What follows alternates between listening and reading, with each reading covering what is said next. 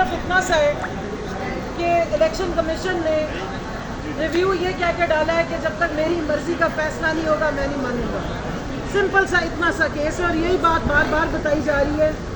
تمام ہمارے ججز کو بتایا جا رہا ہے کہ جب 8 فروری گزر گیا، 11 فروری گزر گیا اور تقریباً مئی میں جا کر یہ کیس لگا، تو اس کے بعد تو بہت ساری باتیں کی جا سکتی ہیں کہ ایسا ہوتا تو کیسا ہوتا، یوں کر لیتے تو کیا ہوتا، وہ کر لیتے تو کیا ہوتا.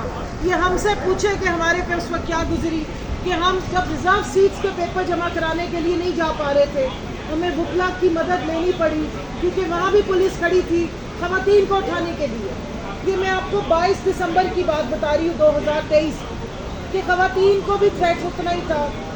ٹوکن لسٹیں جب جمع کرائی تھی تو خواتین کے ایڈریس دیتے ہوئے ہماری پارٹی ڈر رہی تھی کہ یہ نہ ہو کہ اب ان کے گھروں میں ریڈ شروع ہو جائے، ان کے بچوں کو اٹھا لیا جائے. اور یہاں پر جس قسم کی آئیڈیلسٹک سینیریو کی باتیں ہو رہی ہیں وہ ایسے لگ رہے ہیں کہ کہیں ہم پاکستان میں نہیں شاید امریکی جمہوریت میں جا کے الیکشن لڑے تھے جہاں بڑا سوفسٹیکیٹڈ اور ڈیولپڈ ماحول ہوتا ہے اور لوگوں کے رائٹس کو شاید پروٹیکٹ کیا جاتا ہے. مجھے افسوس ہو رہا تھا سن کے اور میری وہ تکلیفیں دوبارہ واپس ہو گئیں جب سلمان راجہ صاحب نے کارنر میٹنگ کا ذکر کیا. میں نے حلقہ N 166 سے الیکشن لڑا تھا، ہمیں تو حسرت ہی رہی کہ ہم کوئی کارنر میٹنگ کر لیں. میرے ساتھ یہ کچھ خواتین کھڑی ہیں، روینہ شاہین صاحبہ ہیں. یہ لوگ اچ کے بازار میں کچھ دیر کے لیے پمفلٹ بانٹنے گئی تھی، وہاں سبزی والے کھڑے ہوتے ہیں. وہاں سبزی والوں نے ان کو دیکھ کے 2 نعرے لگائے اور تھوڑی دیر کے بعد وہاں پر ایک SHO صاحب کو تعینات کروایا تھا. ہمارے حلقے سے جتوائے گئے سبھی جلالی صاحب کے پیرول پہ بھی تھے، وہ نام بھی ان کا میں ضرور لوں گی، مسلم ضیاء.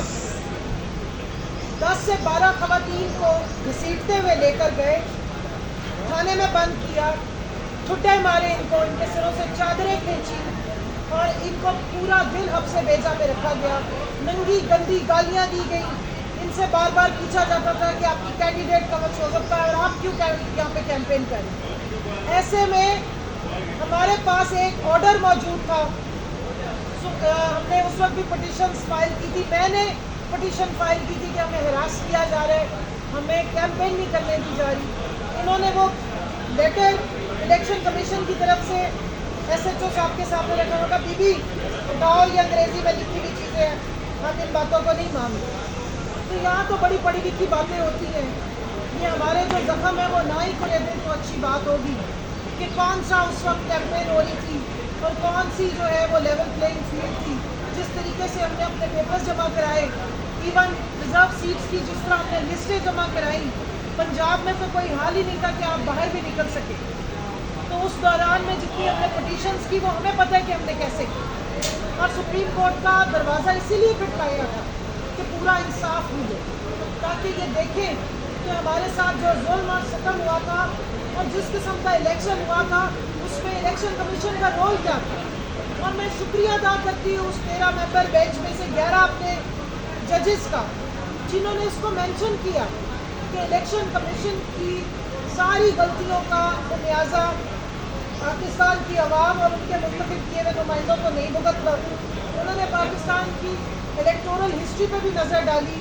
انہوں نے یہ بھی دیکھا کہ اتنی بڑی تعداد میں انڈیپینڈنٹس نے ایک پارٹی کو کیسے جوائن کیا، کس سینیریو میں کیا، اور اس سارے معاملات کو، ان غلطیوں کو جو الیکشن کمیشن نے کمٹ کی تھی اس کو ٹھیک کرتے ہوئے 78 سیٹیں پاکستان تحریک انصاف کے نام لکھی ہیں. ہم اس وقت یہ سیٹیں جیت کے بیٹھے ہیں اور پچھلے 11.5 مہینے سے الیکشن کمیشن کی بھٹائی دیکھیے کہ 13 رکنی بینچ کے آئے ہوئے فیصلے کو انہوں نے ماننے سے انکار کیا اور وہ لے تو لال کر.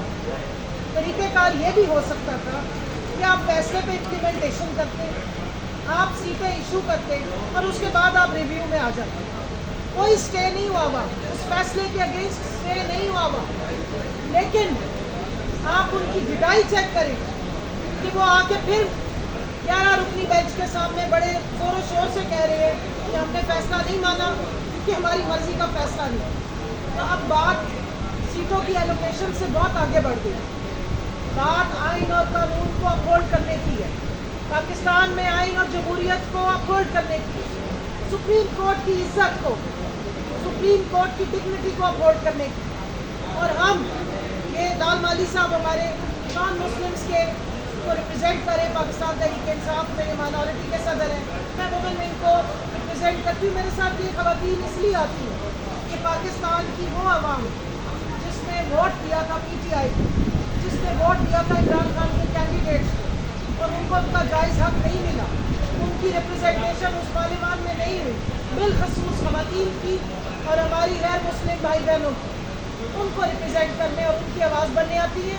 और इस ऑनरेबल कोर्ट को, सुप्रीम कोर्ट को याद कराने आती हैं कि आपने खवातीन का और हमारे अक़लियतों का हक देना है, दे चुके हुए हैं, उसको इम्प्लीमेंट कराएं।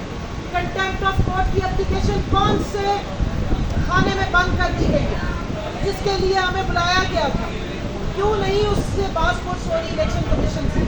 या ऑन रिकॉर्ड में बता दूं कि कल ओपन कोर्ट में जब रिमार्क्स दिए गए और ऑनरेबल जजेस की तरफ से तंबी की गई इलेक्शन कमीशन को कि 39 मेंबर्स को आप नोटिफाई कर चुके हैं, आप उनका नोटिफिकेशन इशू कर चुके हैं कि वो PTI से ताल्लुक़ रखते हैं, तो उनके अगेंस्ट आपने रिजर्व सीट्स क्यों नहीं दी पार्टी को।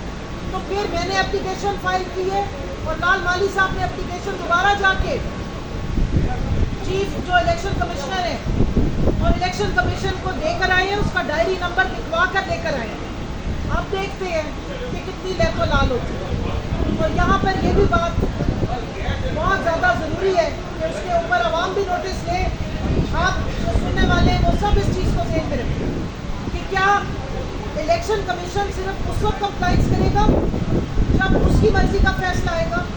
क्या पाकिस्तान का गैर आइनी जो आइनी इदारा है वो उसको गैर जानिबदार होना चाहिए, वो गैर आइनी सरगर्मियाँ करेगा कि वो एक जमात के खिलाफ पार्टी बनेगा और वो कहेगा कि जी मैं ग्रीफ पार्टी बन के आ गया हूँ। क्या वो एक जमात है या वो एक आइनी इदारा है? उसकी नज़र में क्या तमाम पॉलिटिकल पार्टी और वोटर बराबर है?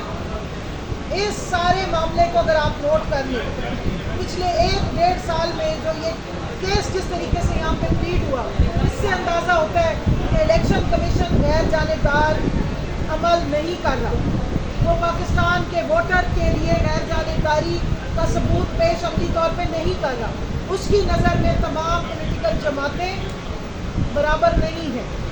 जिस तरह उन्होंने हमारी सीटें बांटी थी, उस पर भी सवाल पूछना चाहिए कि किस कानून के तहत सीटें बांटी थी।